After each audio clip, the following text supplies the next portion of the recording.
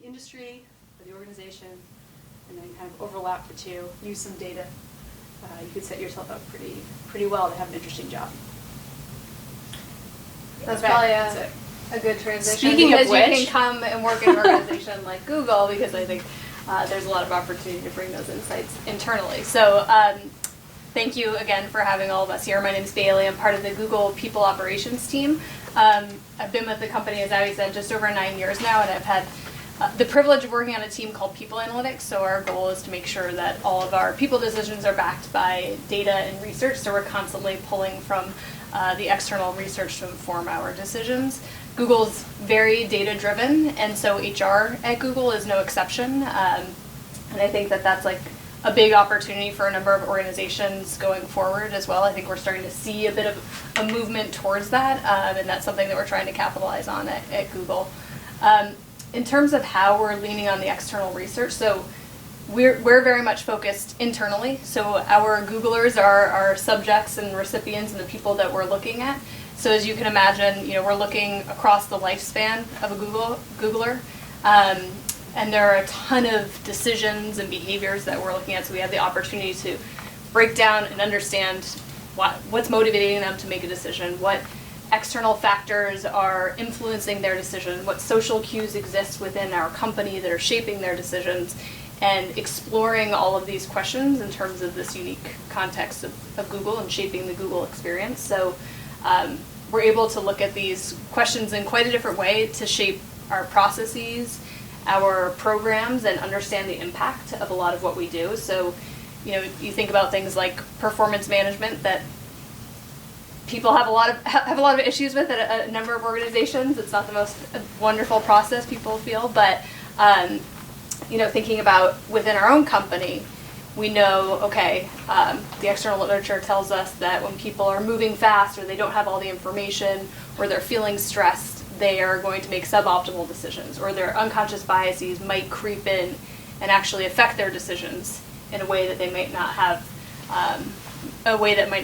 been previously present had they had more information and been able to slow down. So how do we design a process or a program that eliminates some of those external factors so people can make the best decisions? How can we make the unconscious conscious at a point in which a Googler is going to make a decision? We're constantly looking to the external research to inform how we design a lot of these programs and processes.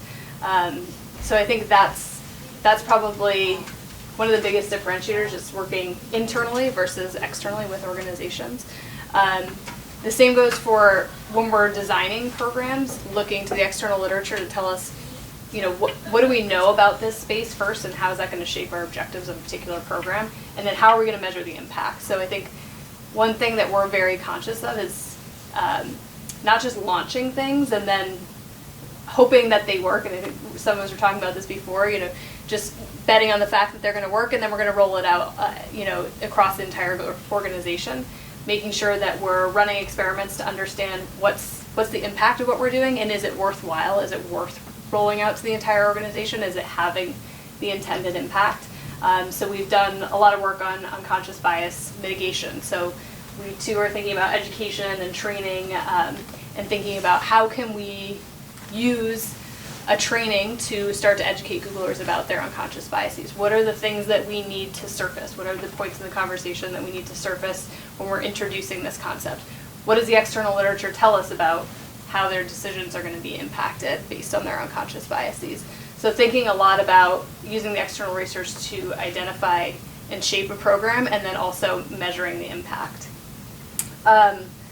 The last thing I'd say is that we've developed a program called Rework, which is aimed at sharing a lot of our practices, research, and ideas, and other data-driven work from other companies as well. So I think there's quite a movement, and Big is an example of this, that around bringing the behavioral science into all that we're doing within organizations, and I think that's pretty awesome. I think you'll be entering or re-entering the workforce at a time when it's much more prevalent than I think it has been ever in the past. So in terms of advice, I think there's a couple things that I would say.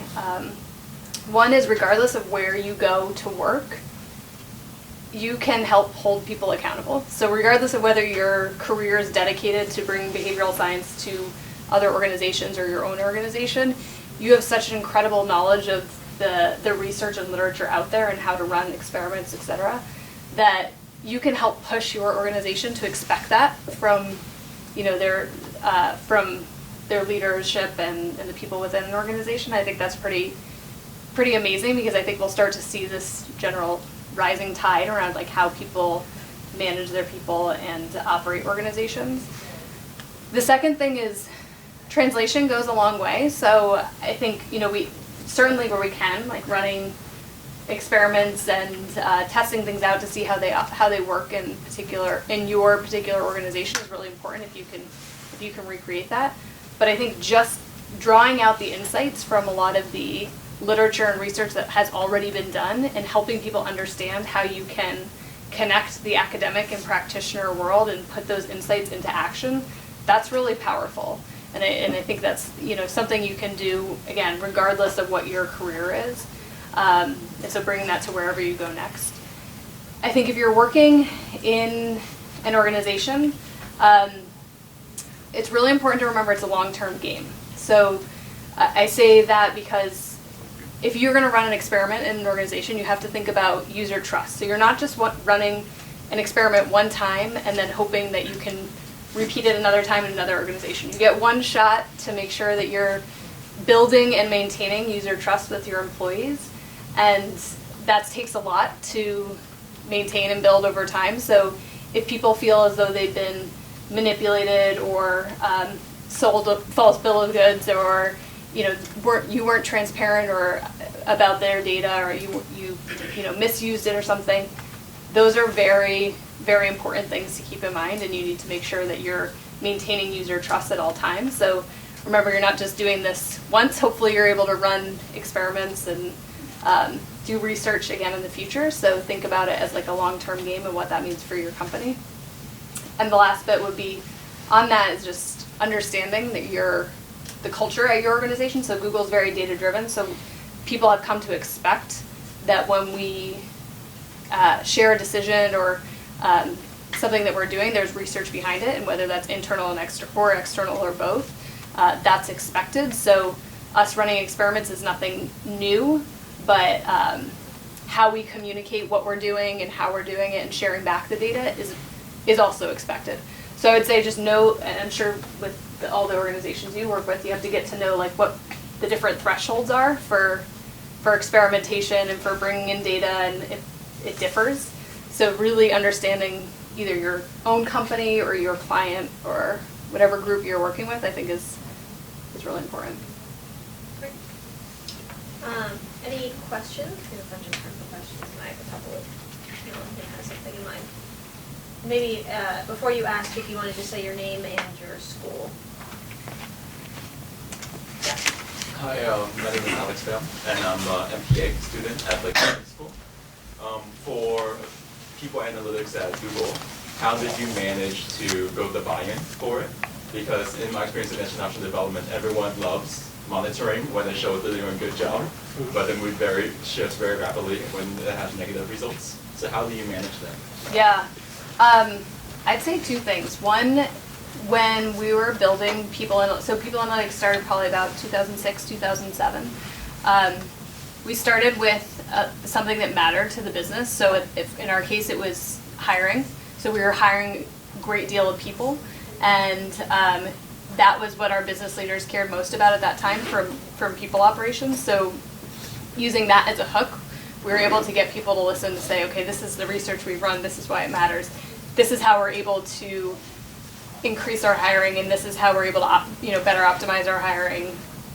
And by the way, all of our engineers are also participating in this hiring, so consider it very important time that is spent away from engineering, so we need to be thinking strategically about this.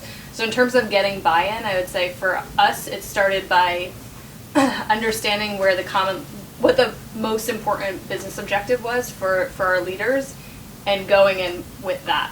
And so once we were able to prove our value and worth with that, it started to kind of trickle out into the other areas of HR. The other thing I was going to say is, again, just going back to the culture piece.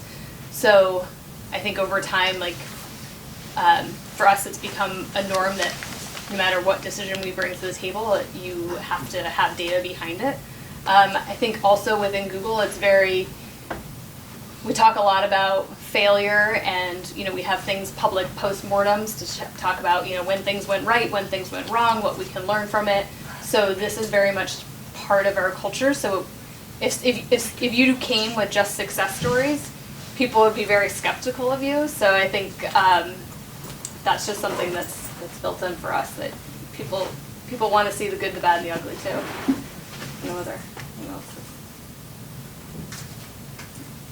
Other questions? Sarah?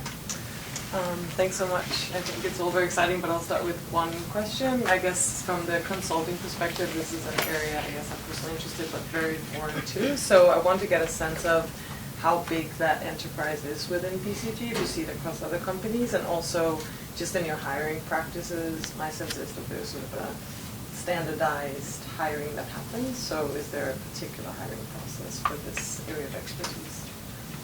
Right, so let me take the first bit first and talk about where it sits and how we think about it.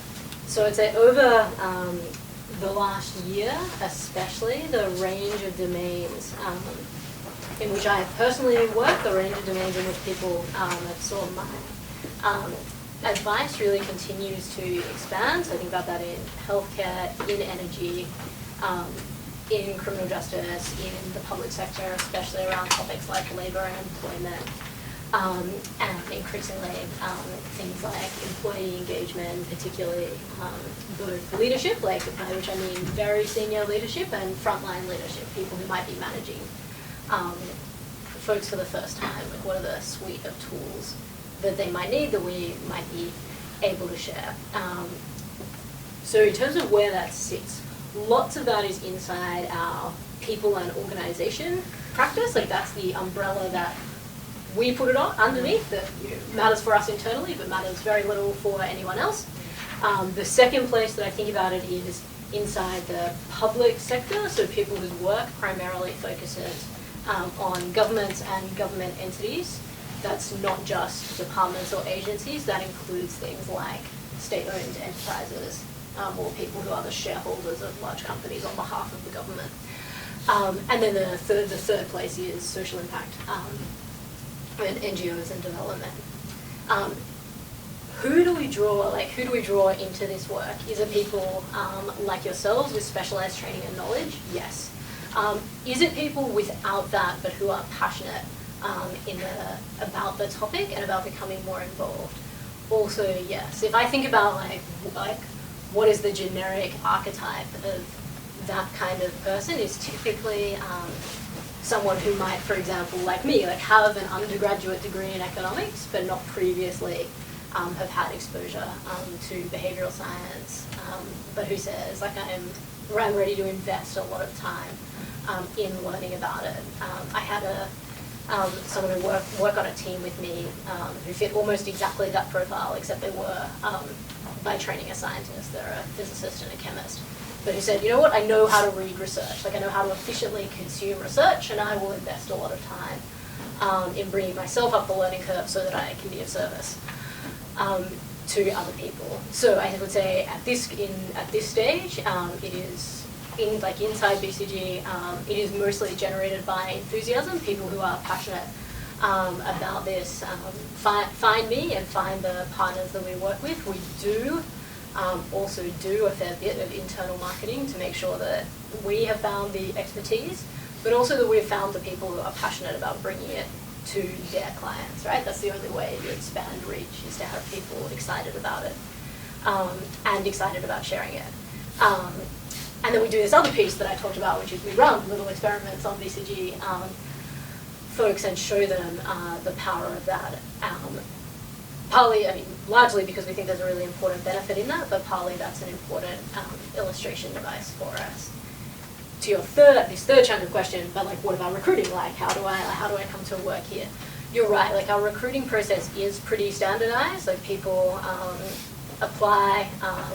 They select the offices in which they would like to apply. There are offices where we do more and less of this kind of work. Boston is one where we do a lot.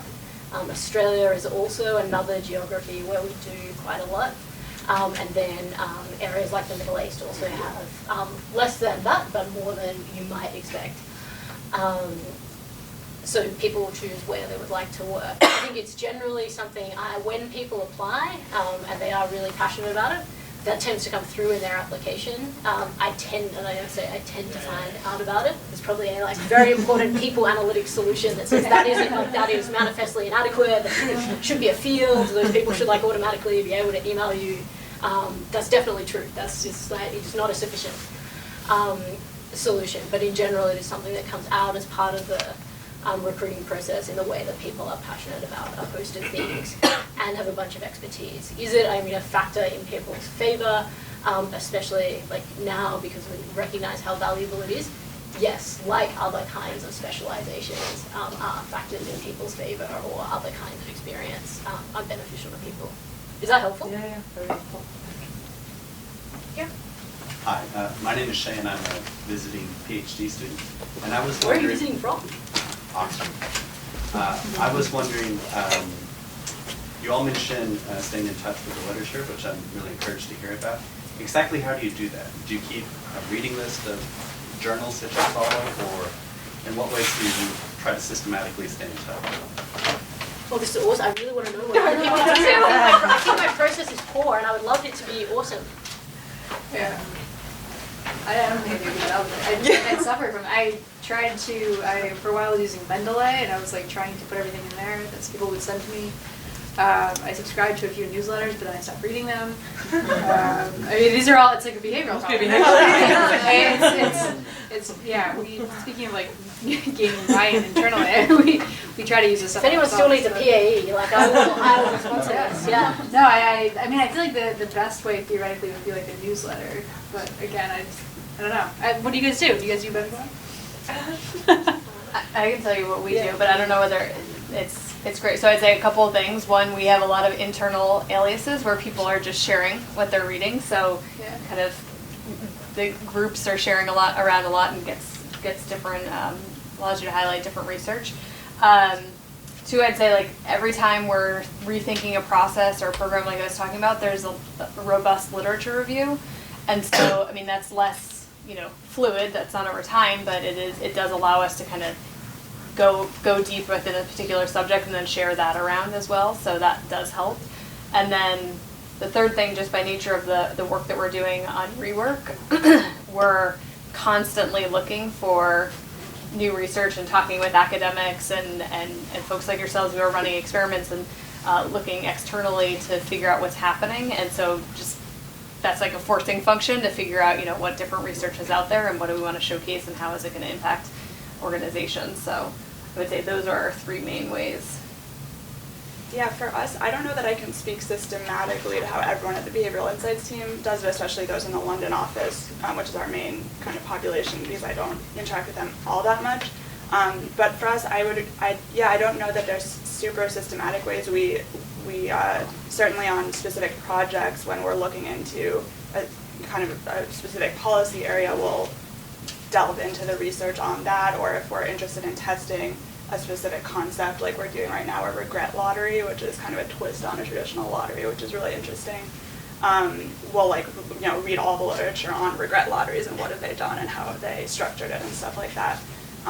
So certainly on a case-by-case basis, delving into whatever research is relevant. And then I guess more anecdotally, we in our office have a paper club once every few weeks, where we'll rotate and have one person in the office select a paper and we'll all read it and discuss it over the course of a lunch. So not that any of those are super systematic, but some examples of ways we keep up with it.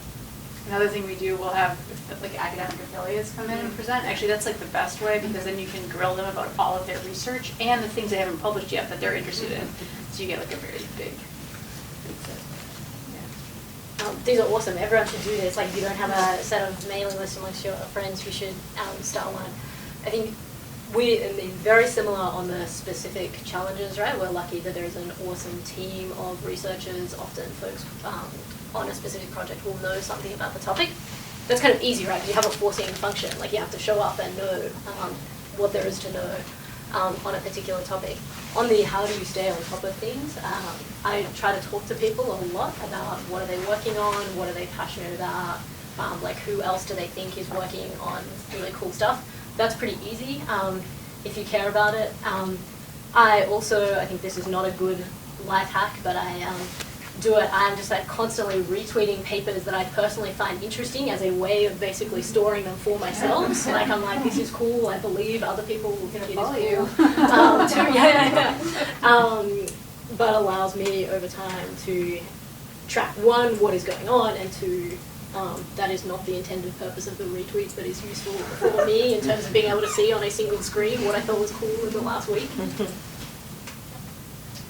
Maybe we'll do one more question. We got a bunch of questions. Okay. So I'm working with a client who's setting up, just recently set up a new nudging unit in the Middle East. And my question is, what advice do you have for how to set up a new nudging unit in terms of how to structure a team? How do you, create learning and maintain learning within the team as well, and interact with clients so that you don't get, bad experiment, not necessarily bad experiment, but you don't get negative kind of experiences from doing some experiments and then all of a sudden the work gets cut quickly.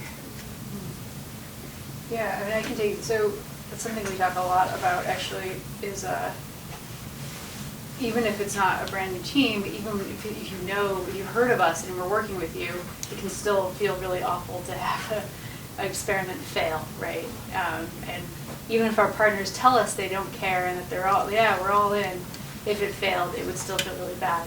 So there is an interesting tension, and one way that we solve it is that we view ourselves, we're not academics. We have academic affiliates who run very rigorous experiments designed to test specific nudges in a very specific context. But what we do instead is we will often take multiple nudges, multiple things we know work, and combine them and put them into a package and do all of them. So what we're trading off is we may not learn, like, was it the lottery or the social norms or the removing of hassles that got this result? Well, we won't know which one specifically caused that, but we will know that it worked. So often, especially if we're starting somewhere from scratch, we want that successful experience so that then later on, maybe down the road, we can get a little bit more experimental and start teasing out what is actually having that effect. But one way to do it right off the bat, if I was doing a proof of concept, I would do something that basically I know will probably work, right? Because of all, you do multiple things you know will probably work. Hopefully, at least one of them will come out right. And I would add to that on the ease of implementation, it's probably helpful to choose an experiment that's relatively easy and you think is very likely to work, so they see that experimenting doesn't have to be really challenging and take a lot of resources, because that's a concern we see with a lot of our government partners. So I think one of the issues that we come up against a lot is just kind of the culture is not there, the culture of experimentation, the culture of changing the way they're doing things. So our approach when we begin to work with the city is to start off with training or education. As you mentioned, it sounds like you guys do a similar thing. So just explaining how cool Behavioral Insights is at a more abstract level, and usually that gets the excitement up a little bit. And then talking through a lot of our past examples, they see there's been success in lots of different arenas. But also, importantly, it doesn't always work, and that's exactly why we test it. So I think if you up front kind of educate them and say there's lots of places where it's worked, this is really promising, but the reason we test is because there are some examples where it backfired or something different happened, that can kind of set expectations so that they're excited about it, but they're realistic about the prospects. I actually wrote my PE on this, on what are the 10 lessons for new nudge units coming out of the UK. I assume if it's true that they put them in the library, then it's in the library. But I would be also happy to send it to you. And I think those two dimensions, not surprisingly, came out of it. But then also thinking about how you almost preemptively arm the leadership for the possibility of failure, not necessarily the probability of failure, but the possibility that there will be experiments that don't succeed, and making sure that they're ready to say, that doesn't vitiate the experiment of having one of these units. That's exactly why they exist, because we want to test improvements on the status quo. We also want to understand whether this domain of literature, which if you compare, for instance, like the domains in which most of it has been built versus, for example, the Middle East, are actually culturally, in many ways, quite different. Whether it will work in this particular context is a really important thing for us to do. Like, that is how we are of more service to citizens. It's just making sure they're ready to go out there and say that publicly, and also say that internally, so that people are excited by the idea of experimentation and not fearful of the possibility of failure. The one other thing I'd add is just that also thinking about, like, if you're running an experiment to see whether something's effective, it's also a success story. If it doesn't work, then you've also figured that out before you've rolled it out, to an entire district or, whatever it is. And for us, before we've rolled it out to the entire organization. So we know something's not going to work. And so that's, kept us from implementing something that's ineffective. So I think, like, treating that as a success in and of itself is also really valuable as well. So I do want to be respectful of our speakers' time. I suspect a number of them are able to stick around for a few minutes afterward and chat with you. I'll also mention, everyone here is terrific, and the Behavioural Insights group also works with a number of other folks who are interested in talking to students. A lot of them aren't local or couldn't be here. We work with the World Bank, the OECD, different governments in different places, local and city governments. Our faculty have field partners all over. So if you're ever interested in chatting more with other people, you can reach out to me or Chevelle, and we're happy to put you in touch with them too, or just talk about career stuff in general. We do have a Twitter feed that Julia retweets quite frequently. It's amazing. You should follow it. That's another way to stay up to date. And if you're not on the newsletter, you can email us as well, and we will make sure you're on there. So thank you so much to our excellent speakers.